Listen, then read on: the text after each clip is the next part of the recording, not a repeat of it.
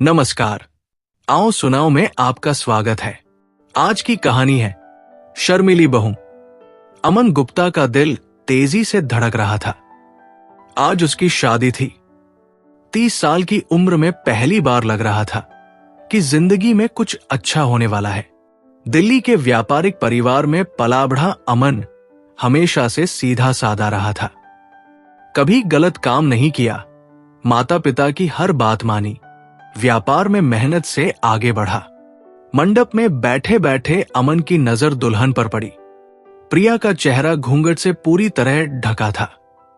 सिर्फ हाथ दिख रहे थे जो बेहद सुंदर और कोमल लग रहे थे। पंडित जी मंत्र पढ़ रहे थे, लेकिन अमन का मन कहीं और था। उसे लग रहा था कि कैसी होगी प्रिया, गांव की लड़की है, शर्मीली होगी जरूर। अमन के पिता राजेश गुप्ता बहुत खुश दिख रहे थे। पिछले 2 सालों से वो अमन की शादी की चिंता में रहते थे। उनका व्यापार अच्छा चल रहा था। दिल्ली में 3 दुकानें थी, घर भी बड़ा था। बस एक अच्छी बहू की तलाश थी। जब प्रिया का रिश्ता आया तो सबको लगा कि यही सही है। माता जी सुधा गुप्ता बार बार दुल्हन को देख रही थी। प्रिया बिल्कुल भी नहीं हिल रही थी। न कोई आवाज, न कोई हरकत, बस सिर झुकाए चुपचाप बैठी थी। सुधा जी को बहुत अच्छा लग रहा था। आजकल की लड़कियां तो शादी में भी मोबाइल देखती रहती है, लेकिन यहां तो पूरी संस्कारी लड़की मिली है। राकेश भी खुश था। अमन का छोटा भाई होने के नाते हमेशा दबाव रहता था। अमन हमेशा पढ़ाई लिखाई और काम में आगे रहा। राकेश थोड़ा अलग था। शराब सिगरेट का शौक था, दोस्तों के साथ घूमना फिरना पसंद था। लेकिन आज अमन भाई की शादी में पूरा परिवार खुश दिख रहा था। फेरे शुरू हुए। अमन ने प्रिया का हाथ पकड़ा। हाथ बर्फ की तरह ठंडे थे और कांप रहे थे। अमन को लगा कि प्रिया बहुत घबराई हुई है। इसमें कोई अजीब बात नहीं थी। गांव की लड़की, पहली बार इतनी बड़ी शादी, इतने लोग, घबराना तो लाजमी था। 7वां फेरा पूरा हुआ। अमन और प्रिया अब पति पत्नी थे। अमन ने धीरे से प्रिया के कान में कहा कि घबराने की कोई बात नहीं है, सब ठीक हो जाएगा। प्रिया ने कोई जवाब नहीं दिया, बस सिर हिलाया। शादी की रस्में पूरी होने के बाद प्रिया की विदाई का समय आया। उसकी मां रो रही थी, बाप भी आंखें पोंछ रहा था, लेकिन प्रिया के चेहरे पर कोई भाव नहीं था। न रोना, न हंसना। अमन को लगा कि शायद वो बहुत कंट्रोल में रहने वाली लड़की है। घर पहुंचने पर गृह प्रवेश की रस्म हुई। प्रिया ने कलश से दूध गिराया, चावल फेंके, सारे काम बिल्कुल सही तरीके से किए। सुधा जी बहुत खुश थी। पड़ोसियों और रिश्तेदारों की भीड़ थी। सब कह रहे थे कि कितनी अच्छी बहू मिली है गुप्ता जी को। रात हुई, रिश्तेदार घर चले गए। अमन का कमरा सजाया गया था, फूलों से, रंग बिरंगी लाइटों से। अमन थोड़ा नर्वस था। शादी के बाद पहली रात का अपना महत्व होता है। वो चाहता था कि प्रिया को कोई परेशानी न हो। प्रिया कमरे में आई। अभी भी घूंघट से मुंह ढका था। अमन ने धीरे से कहा कि घूंघट हटा सकती हो, अगर कोई दिक्कत न हो।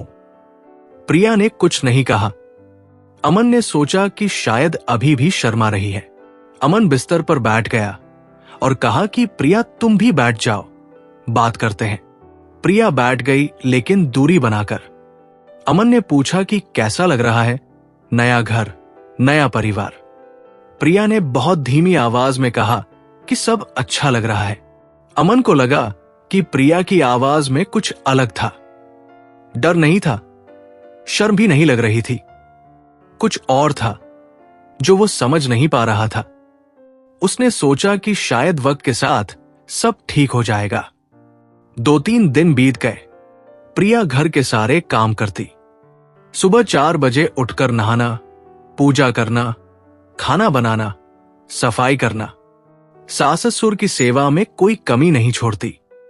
सुधा जी हमेशा कहती कि भगवान ने कैसी बहू भेजी है, लेकिन अमन को कुछ अजीब लगता था। प्रिया से नॉर्मल बात करने की कोशिश करता, लेकिन वो हमेशा एक ही जवाब देती कि जो आप कहें।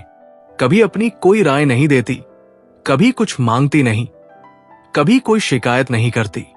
एक शाम अमन ने देखा कि प्रिया छत पर फोन पर बात कर रही थी। आवाज बहुत धीमी थी। अमन पास गया तो प्रिया ने तुरंत फोन काट दिया। अमन ने पूछा कि किससे बात कर रही थी। प्रिया ने कहा कि मम्मी से बात कर रही थी। अमन को कुछ अजीब लगा, क्योंकि प्रिया की आवाज पहले से अलग थी। घर में तो वो हमेशा बहुत धीमे बोलती थी, लेकिन फोन पर कुछ और ही लहजा था। फिर भी अमन ने कुछ नहीं कहा। सोचा कि शायद मायके की याद आ रही होगी। महीना भर बीत गया। प्रिया पूरी तरह घर में घुल मिल गई थी। राजेश जी हमेशा कहते कि कैसी बेटी मिली है। सुधा जी का तो प्रिया के बिना कोई काम ही नहीं चलता था। दवाई लाना, खाना परोसना, मालिश करना, सब कुछ प्रिया करती। एक दिन अमन दुकान से जल्दी घर आया। देखा कि प्रिया फिर छत पर फोन पर बात कर रही थी। इस बार अमन ने ध्यान से सुनने की कोशिश की। आवाज साफ नहीं आ रही थी, लेकिन लहजा कुछ अलग था, जैसे कोई प्लानिंग हो रही हो। अमन ने सोचा कि कहीं कोई पारिवारिक समस्या तो नहीं है। शायद प्रिया के घर में कोई दिक्कत है और वो बताना नहीं चाहती। उसने तय किया कि कुछ दिन और देखेगा, फिर प्रिया से सीधे बात करेगा। लेकिन अमन को नहीं पता था कि प्रिया का असली खेल अभी शुरू भी नहीं हुआ था। जो शर्मिली, सीधी सादी बहू दिख रही थी, उसके दिमाग में कुछ और ही चल रहा था। वो सिर्फ समय का इंतजार कर रही थी, सबका भरोसा जीतने का, सबको अपनी मुट्ठी में करने का। प्रिया जानती थी कि जल्दबाजी में कुछ नहीं होता। पहले पूरे घर का दिल जीतना होगा, फिर धीरे धीरे अपनी जगह बनानी होगी, और फिर असली काम शुरू करना होगा। वो काम जिसके लिए वो यहां आई थी। 6 महीने बीत चुके थे। प्रिया अब पूरी तरह घर की मलकी बन चुकी थी। सुधा जी का कहना था कि प्रिया के आने के बाद घर में बरकत आ गई है। राजेश जी भी खुश रहते। दुकान से आकर देखते कि खाना तैयार, घर चमकता हुआ, और प्रिया हमेशा उनके पैर दबाने को तैयार। लेकिन अमन को अभी भी कुछ अधूरा लगता था। प्रिया से उसकी बातचीत अभी भी वैसी ही थी जैसी शादी के दिन थी। हाँ जी, नहीं जी, जो आप कहें। कोई पर्सनल बात नहीं, कोई सपने नहीं, कोई इच्छाएं नहीं, जैसे वो कोई इंसान नहीं, बल्कि एक परफेक्ट मशीन हो। एक शाम अमन ऑफिस से थका हुआ घर आया। प्रिया ने जैसे हमेशा पानी दिया, चाय बनाई। अमन ने कहा कि प्रिया आज बहुत दिमाग खराब है, कुछ टेंशन है व्यापार में। प्रिया ने सिर्फ कहा कि आप परेशान मत होइए, सब ठीक हो जाएगा। अमन को लगा कि कम से कम पूछे तो कि क्या समस्या है, लेकिन प्रिया बिल्कुल चुप। तब अमन ने सोचा कि शायद प्रिया को इन बातों में कोई दिलचस्पी नहीं है, या फिर समझ नहीं आता कि क्या पूछे। रात को खाना खाते समय प्रिया ने अचानक कहा कि पैसे के मामले में तो आप बहुत समझदार हैं। अमन चौंका, क्योंकि पहली बार प्रिया ने कोई बात खुद शुरू की थी। प्रिया ने आगे कहा कि मेरी एक सहेली बता रही थी कि शादी के बाद पति पत्नी के नाम जॉइंट अकाउंट बनवाना चाहिए। अमन ने कहा कि हाँ, ये तो ठीक बात है। प्रिया की आंखों में एक अजीब चमक आई, जैसे उसे कोई बड़ी कामयाबी मिल गई हो। लेकिन तुरंत वो फिर वैसी ही शर्मीली बन गई। अगले दिन प्रिया ने बैंक जाने की बात कही। अमन खुश हुआ कि चलो कम से कम प्रिया कुछ तो बोल रही है। दोनों बैंक गए, जॉइंट अकाउंट खुलवाया। प्रिया के चेहरे पर संतुष्टि थी, लेकिन अमन को लगा कि ये सिर्फ खुशी नहीं, कुछ और भी था। उसी शाम प्रिया ने कहा कि अमन जी, एक बात पूछनी थी। घर की प्रॉपर्टी के कागजात कहां रखे हैं? अमन ने बिना सोचे बताया कि पापा के पास तिजोरी में है। प्रिया ने और कुछ नहीं पूछा, लेकिन अमन को लगा कि वो कुछ सोच रही है। रात को प्रिया फिर छत पर फोन पर बात करने गई। इस बार अमन ने चुपके से सुनने की कोशिश की। आवाज साफ नहीं आ रही थी, लेकिन कुछ शब्द सुनाई दिए। Property, time, careful. अमन का दिल जोर से धड़का। कहीं प्रिया कोई गलत काम तो नहीं सोच रही। अगले दिन अमन ने राकेश से बात की। राकेश ने कहा कि भाई तुम ओवरथिंक कर रहे हो। भाभी जी तो बहुत अच्छी है। हाँ, ये बात अलग है कि कभी कभी मुझे भी लगता है कि वो कुछ ज्यादा ही परफेक्ट है, जैसे कोई एक्टिंग कर रही हो। अमन को राकेश की बात में दम लगा। वो भी यही महसूस करता था। प्रिया का व्यवहार बहुत कैलकुलेटेड लगता था, जैसे हर बात, हर हरकत पहले से सोची हुई हो। एक हफ्ते बाद प्रिया की मां घर आई। नाम था कमला देवी। देखने में सीधी सादी महिला लगती थी, लेकिन बातों में बहुत तेज थी। खाना खाते समय कमला देवी ने कहा कि राजेश जी, आजकल जमाना बहुत खराब है, कभी क्या हो जाए कुछ पता नहीं। राजेश जी ने पूछा कि क्या मतलब? कमला देवी ने कहा कि बहू के नाम पर भी कुछ प्रॉपर्टी कर देनी चाहिए। अगर कभी कुछ हो गया तो बेचारी का क्या होगा? अमन ने देखा कि प्रिया चुप बैठी थी, लेकिन उसकी आंखें मां की हर बात पर ध्यान दे रही थी। राजेश जी का चेहरा सख्त हो गया। बोले कि अभी तो बहू को कुछ समझ भी नहीं आता प्रॉपर्टी का, पहले वो पूरी तरह घर में सेटल हो जाए। कमला देवी ने कहा कि जी हां, आप ठीक कह रहे हैं, लेकिन सोचना जरूर। उस रात घर का माहौल अजीब था। सुधा जी परेशान लग रही थी। राजेश जी चुपचाप थे। प्रिया भी सामान्य से ज्यादा शांत थी। अमन को लग रहा था कि कुछ गड़बड़ है। अगली सुबह कमला देवी चली गई, लेकिन जाते समय प्रिया के कान में कुछ कहा। अमन ने देखा कि प्रिया ने सिर हिलाया, जैसे कोई इंस्ट्रक्शन मिल गया हो। उसके बाद से प्रिया का व्यवहार थोड़ा बदल गया। अमन से बात करते समय वो कभी कभी प्रॉपर्टी की बात छेड़ देती। कहती कि अमन जी, अगर कभी आपको कुछ हो गया तो मैं क्या करूंगी? मेरा कोई सहारा नहीं होगा। अमन कहता कि ऐसी बात मत करो, कुछ नहीं होगा। लेकिन प्रिया रोने का नाटक करती। कहती कि मैं तो गरीब घर की लड़की हूं, आपके अलावा मेरा कौन है? धीरे धीरे ये बातें रोज होने लगी। प्रिया अमन को इमोशनली ब्लैकमेल करने लगी, कभी रोकर, कभी चुप रहकर। अमन परेशान हो गया। वो समझ नहीं पा रहा था कि प्रिया अचानक इतनी इनसिक्योर क्यों हो गई है। एक दिन प्रिया ने कहा कि राकेश जी को तो आप सब कुछ दे देंगे, लेकिन मेरे बारे में कभी सोचा है? वो तो शराब पीते हैं, जुआ खेलते हैं। अगर उनके हाथ में सब कुछ आ गया तो क्या होगा? अमन को ये बात बुरी लगी। प्रिया पहली बार राकेश के बारे में कुछ गलत कह रही थी। अमन ने कहा कि राकेश मेरा भाई है और वो सुधर जाएगा। प्रिया ने कहा कि हां, आप ठीक कह रहे हैं, लेकिन फिर चुप हो गई। उस रात अमन सो नहीं पाया। उसे लग रहा था कि प्रिया कुछ और प्लानिंग कर रही है। पहले वो बिल्कुल शांत रहती थी, अब अचानक प्रॉपर्टी की बात करने लगी है। ये बदलाव कुछ ज्यादा ही अचानक था। अमन ने तय किया कि वो प्रिया की एक्टिविटीज पर नजर रखेगा।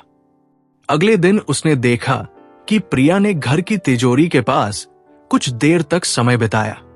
जब अमन ने पूछा तो प्रिया ने कहा कि सफाई कर रही थी, लेकिन अमन को पता था कि वहां कोई सफाई की जरूरत नहीं थी। प्रिया कुछ और कर रही थी, शायद डॉक्यूमेंट्स देख रही थी या फिर कुछ और प्लानिंग कर रही थी। प्रिया को नहीं पता था कि अमन उसकी हर हरकत पर नजर रखने लगा है। वो अभी भी सोच रही थी कि उसका प्लान पूरी तरह छुपा हुआ है, लेकिन अब सब कुछ बदलने वाला था, क्योंकि प्रिया का अगला कदम बहुत खतरनाक होने वाला था। 1.5 साल बीत गए थे। प्रिया अब घर की पूरी मालकिन बन चुकी थी। हर छोटा बड़ा फैसला उससे पूछकर होता था। सुधा जी की तबीयत पिछले कुछ महीनों से खराब रहने लगी थी। कभी सिर दर्द, कभी पेट में दर्द, कभी चक्कर आना। डॉक्टर ने कहा था कि उम्र का असर है, कुछ खास बात नहीं, लेकिन अमन को लगता था कि मां की सेहत अचानक क्यों बिगड़ने लगी है। पहले तो वो बहुत तंदुरुस्त थी। प्रिया मां की सेवा में दिन रात लगी रहती, दवाइयां समय पर देती, खाना बनाकर खिलाती, रात में भी उठकर देखती। राजेश जी हमेशा कहते कि भगवान ने कैसी बेटी भेजी है, इतनी सेवा तो खुद की बेटी भी नहीं करती। लेकिन अमन को कुछ अजीब लगता था। मां की तबीयत दिन ब दिन खराब होती जा रही थी। जो दवाइयां डॉक्टर ने दी थी वो काम क्यों नहीं कर रही? और प्रिया हमेशा कहती कि वो खुद दवाइयां दे देगी, किसी और की जरूरत नहीं। एक दिन अमन ने देखा कि प्रिया रसोई में कुछ पीस रही थी। जब पूछा तो कहा कि मां के लिए हल्दी अदरक का काढ़ा बना रही हूं। अमन को लगा कि शायद वो घरेलू इलाज कर रही है। उसी रात सुधा जी को बहुत तेज उल्टी हुई, पेट में दर्द था, सांस लेने में दिक्कत हो रही थी। अमन ने तुरंत डॉक्टर को फोन किया। डॉक्टर आए, जांच की, कहा कि खाना खराब हो गया लगता है, कुछ खास बात नहीं। प्रिया रो रो कर कह रही थी कि मैंने सब कुछ साफ सुथरा बनाया था, कहीं कोई गलती हो गई होगी। अमन ने उसे तसल्ली दी कि कोई बात नहीं, ऐसा होता रहता है। लेकिन अमन के मन में शक था। सुधा जी को कभी पेट की समस्या नहीं हुई थी और आज अचानक इतनी तकलीफ क्यों हुई? प्रिया ने क्या दिया था खाने में? अगले दिन से सुधा जी की हालत और भी खराब हो गई। वो बिस्तर से उठ नहीं पा रही थी। प्रिया ने कहा कि मैं दिन रात सेवा करूंगी, कोई और काम नहीं करूंगी। अमन ने देखा कि प्रिया की आंखों में आंसू नहीं थे, बावजूद इसके कि वो रो रही थी। ये कैसे हो सकता है? जब कोई सच में दुखी होता है तो आंसू निकलते हैं। राकेश भी परेशान था। वो कहता कि भाई, मां की तबीयत अचानक इतनी क्यों खराब हो गई? पहले तो वो बिल्कुल ठीक थी। अमन भी यही सोच रहा था। एक महीना बीत गया, सुधा जी की हालत लगातार बिगड़ती गई। अमन ने कई डॉक्टरों को दिखाया, लेकिन कोई सटीक वजह नहीं मिली। सब कहते कि उम्र की वजह से कमजोरी आ गई है। प्रिया हमेशा कहती कि मां जी को मेरे हाथ का खाना ही पसंद है, वो किसी और का बना हुआ नहीं खाती। अमन ने सोचा कि शायद ये सच है। मां को प्रिया से बहुत लगाव हो गया था। लेकिन एक रात अमन की नींद अचानक खुली। उसने देखा कि प्रिया रसोई में कुछ कर रही थी। वक्त था रात के 2 बजे। अमन चुपके से देखने गया। प्रिया एक छोटी शीशी से कुछ तरल निकालकर दूध में मिला रही थी। अमन का दिल जोर से धड़कने लगा। ये क्या हो रहा था? प्रिया दूध में क्या मिला रही थी? अमन छुपकर देखता रहा। प्रिया ने दूध को अच्छी तरह हिलाया, फिर एक गिलास में डाला। यह दूध सुधा जी के लिए था, क्योंकि रात में उन्हें दूध पीने की आदत थी। अमन को समझ आ गया कि कुछ गंभीर गड़बड़ है। प्रिया दूध में कुछ मिला रही थी। वो शीशी कहां से आई और उसमें क्या था? अगली सुबह अमन ने बहाना बनाकर प्रिया के कमरे की तलाशी ली। अलमारी के पीछे उसे वो शीशी मिली, बिना लेबल की, कोई नाम नहीं, सिर्फ एक बेरंग तरल था अंदर। अमन का दिल बैठ गया। प्रिया अपनी सास को धीमा जहर दे रही थी, इसीलिए सुधा जी की तबीयत दिन ब दिन खराब होती जा रही थी। अमन ने तुरंत राकेश को बुलाया। दोनों भाइयों ने मिलकर फैसला किया कि वो प्रिया पर नजर रखेंगे। अगर ये सच है तो प्रिया एक हत्यारी है। उसी रात अमन ने देखा कि प्रिया फिर वही काम कर रही थी। इस बार अमन ने वीडियो बनाया अपने फोन से, सबूत जमा करने के लिए। अगले दिन अमन ने उस तरल का नमूना लेकर जांच कराई। रिपोर्ट आई तो अमन के होश उड़ गए। वो आर्सेनिक था, एक खतरनाक जहर। अमन को सब कुछ साफ हो गया। प्रिया पिछले कई महीनों से मां को आर्सेनिक दे रही थी, धीरे धीरे, ताकि किसी को शक न हो। ये एक सोची समझी हत्या थी। लेकिन अब सवाल यह था कि क्या करना चाहिए? पुलिस को बताना चाहिए या फिर प्रिया से सीधे बात करनी चाहिए? अमन ने तय किया कि पहले वो प्रिया को रंगे हाथों पकड़ेगा और फिर उससे पूछेगा कि वो ऐसा क्यों कर रही है। उसी रात प्रिया जब रसोई में गई तो अमन भी पीछे पीछे गया। जैसे ही प्रिया ने शीशी निकाली, अमन ने आवाज लगाई। प्रिया चौंक गई। शीशी उसके हाथ से छूटकर गिर गई। अमन ने कहा कि अब बताओ कि ये क्या है। प्रिया ने कहा कि ये तो मां जी के लिए दवाई है। अमन ने कहा कि झूठ मत बोलो, मैंने जांच कराई है, ये आर्सेनिक है, तुम मां को मारने की कोशिश कर रही हो। प्रिया का चेहरा बदल गया। अब वो वही शर्मिली बहू नहीं थी। उसकी आंखों में गुस्सा और चालाकी थी। वो बोली कि तुम्हें कैसे पता चला? अमन ने कहा कि मैं सब कुछ जानता हूं। तुमने मां को धीरे धीरे जहर दिया है, लेकिन क्यों? मां ने तुम्हारा क्या बिगाड़ा था? प्रिया हंसी, एक ठंडी डरावनी हंसी। बोली कि मैंने सिर्फ अपना हक लिया है, इस घर में मेरा भी अधिकार है, और जब तक ये बूढ़े लोग जिंदा हैं, तब तक मुझे कुछ नहीं मिलेगा। अमन को समझ आ गया कि प्रिया का असली मकसद क्या था। वो संपत्ति के लिए हत्या कर रही थी, और सुधा जी के बाद राजेश जी की बारी थी। लेकिन अमन को नहीं पता था कि प्रिया का अगला निशाना कौन था, और ये जानकर उसके होश उड़ जाने वाले थे। प्रिया की हंसी अभी भी अमन के कानों में गूंज रही थी। उसने कहा था कि बूढ़े लोगों के जिंदा रहने से उसे कुछ नहीं मिलेगा। मतलब साफ था कि अब राजेश जी की बारी थी। अमन का पूरा शरीर कांप रहा था। जिस औरत को वो अपनी पत्नी मानता था, वो एक हत्यारी थी। 1.5 साल से वो एक जहरीले सांप के साथ रह रहा था। प्रिया ने अमन की तरफ देखा। अब उसकी आंखों में वो शर्म नहीं थी, बल्कि एक ठंडी निर्दयता थी। बोली कि अब तुम्हें सब पता चल गया है तो क्या करोगे? पुलिस को बुलाओगे? अमन ने कहा कि हां, मैं तुम्हें पुलिस के हवाले कर दूंगा। तुमने मेरी मां को मारने की कोशिश की है। प्रिया हंसी और बोली कि अभी तो सिर्फ शुरुआत है, असली खेल अभी बाकी है। अमन को समझ नहीं आ रहा था कि प्रिया का मतलब क्या है। तभी प्रिया ने अपनी साड़ी के अंदर से एक छुरा निकाला। अमन के होश उड़ गए। प्रिया ने कहा कि अगर तुम चुपचाप मेरी बात मान जाओ तो सब ठीक रहेगा। अमन ने पूछा कि तुम्हें क्या चाहिए? प्रिया ने कहा कि इस घर की पूरी संपत्ति मेरे नाम करवा दो, और कल से मैं ही इस घर की मालकिन हूं। तुम और राकेश मेरे नौकर बनकर रहोगे। अमन को गुस्सा आया। बोला कि तुम्हारा दिमाग खराब है, मैं अपने ही घर में नौकर बनकर रहूं। प्रिया ने छुरा अमन की तरफ बढ़ाया। बोली कि फिर तुम्हें भी वही रास्ता अपनाना होगा जो तुम्हारी मां ने अपनाया। अमन समझ गया कि प्रिया उसे भी मारने की धमकी दे रही है।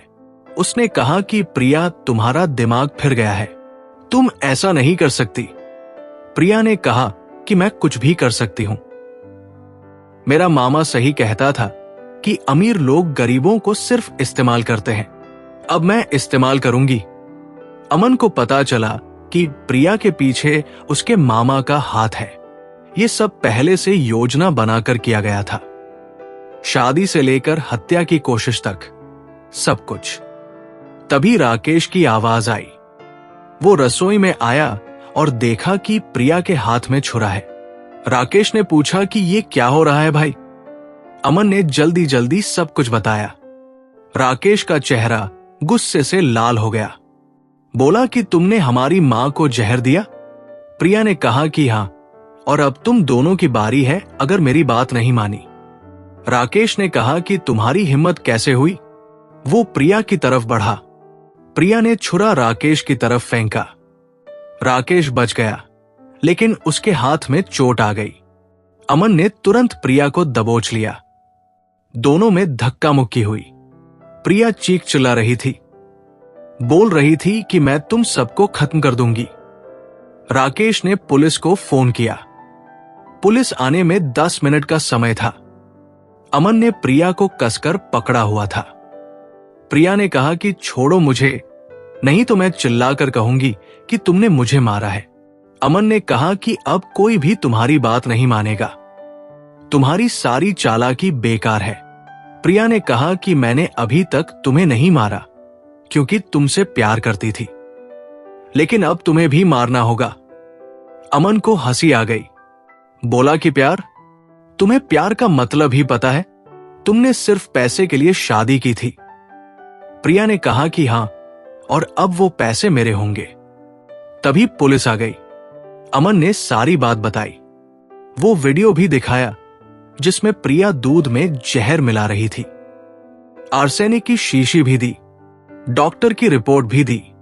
पुलिस वाले ने प्रिया को गिरफ्तार कर लिया। प्रिया चिल्ला रही थी कि मैं बेकसूर हूं। ये लोग मुझ पर झूठा आरोप लगा रहे हैं, लेकिन सबूत उसके खिलाफ थे। अगले दिन अमन ने प्रिया के मामा को भी पकड़वाया। पुलिस की पूछताछ में पता चला कि ये सब पहले से योजना बनाकर किया गया था। प्रिया के मामा ने उसे सिखाया था कि अमीर घर में शादी करके संपत्ति हड़पनी चाहिए। कोर्ट में मुकदमा चला। प्रिया ने कहा कि वो बेकसूर है, लेकिन सबूत साफ थे। वीडियो, आर्सेनिक की शीशी, डॉक्टर की रिपोर्ट, सब कुछ उसके खिलाफ था। सुधा जी को अस्पताल में भर्ती कराया गया। डॉक्टरों ने कहा कि अगर 2-3 दिन और देर हो जाती तो बचना मुश्किल था, लेकिन अब वो धीरे धीरे ठीक हो रही है। अमन रोज अस्पताल जाता। मां को देखकर उसका दिल रो देता। कितनी तकलीफ झेली होगी मां ने, और वो समझ भी नहीं पाई होगी कि उसे क्या हो रहा है। 6 महीने बाद कोर्ट का फैसला आया। प्रिया को हत्या की कोशिश के लिए 10 साल की सजा मिली। उसके मामा को भी 5 साल की सजा मिली। अमन कोर्ट से बाहर आया। पत्रकार इंतजार कर रहे थे। एक ने पूछा कि सर, आप क्या कहना चाहेंगे? अमन ने कहा कि मैंने सबसे बड़ी गलती यह की कि मैंने बाहरी दिखावे को सच मान लिया। प्रिया की शर्म और सेवा को असली समझा, लेकिन असल में वो सब नकली था। दूसरे पत्रकार ने पूछा कि क्या आप दोबारा शादी करेंगे? अमन ने कहा कि अभी तो मैं अपनी मां की सेवा करूंगा, वो ठीक हो जाए, बस यही काफी है। घर पहुंचकर अमन ने देखा कि सुधा जी बहुत बेहतर थी। वो धीरे धीरे सामान्य हो रही थी। राकेश भी बदल गया था। उसने शराब सिगरेट छोड़ दी थी। अमन ने सोचा कि कैसे एक इंसान इतना बदल सकता है। प्रिया दिखती तो स्वर्ग की परी थी, लेकिन अंदर से नरक की रानी थी। उसकी हर मुस्कान झूठी थी, हर आंसू नकली था। राकेश ने कहा कि भाई, अच्छा हुआ कि तुमने उसे पकड़ा, वरना हम सबका क्या होता पता नहीं। अमन ने कहा कि हां, लेकिन कितना देर से पता चला। सुधा जी ने कहा कि बेटा, भगवान की कृपा से सब ठीक हो गया। अब हम सावधान रहेंगे, किसी पर भी आंख मूंद कर भरोसा नहीं करेंगे। अमन ने कहा कि मां, अब आपकी सेवा में कोई कमी नहीं रहेगी, मैं खुद आपकी देखभाल करूंगा। सुधा जी की आंखों में खुशी के आंसू थे। उस रात अमन ने सोचा कि जिंदगी में कितने लोग नकली चेहरे पहनकर आते हैं। प्रिया भी एक था, लेकिन सच्चाई हमेशा बाहर आ जाती है। बुराई कितनी भी चालाकी से छुपाई जाए, एक दिन पकड़ी ही जाती है। अमन को लगा कि उसकी जिंदगी में फिर से शांति आ गई है, घर में फिर से खुशी है, मां ठीक हो रही है, राकेश सुधर गया है, और सबसे बड़ी बात यह कि अब कोई खतरा नहीं है। प्रिया जेल में बैठकर सोच रही होगी कि उसकी योजना कहां गलत हुई, लेकिन उसे पता नहीं था कि बुराई कभी भी लंबे समय तक छुप नहीं सकती। सच्चाई का सामना करना ही पड़ता है। अमन ने तय किया कि वो इस कहानी को लोगों को बताएगा, ताकि कोई और इस तरह की धोखाधड़ी का शिकार न बने। भरोसा करना अच्छी बात है, लेकिन अंधा भरोसा खतरनाक हो सकता है। कहानी कैसी लगी कमेंट करके जरूर बताएं, और हमारे चैनल आओ सुनाओ को लाइक, शेयर और सब्सक्राइब करें।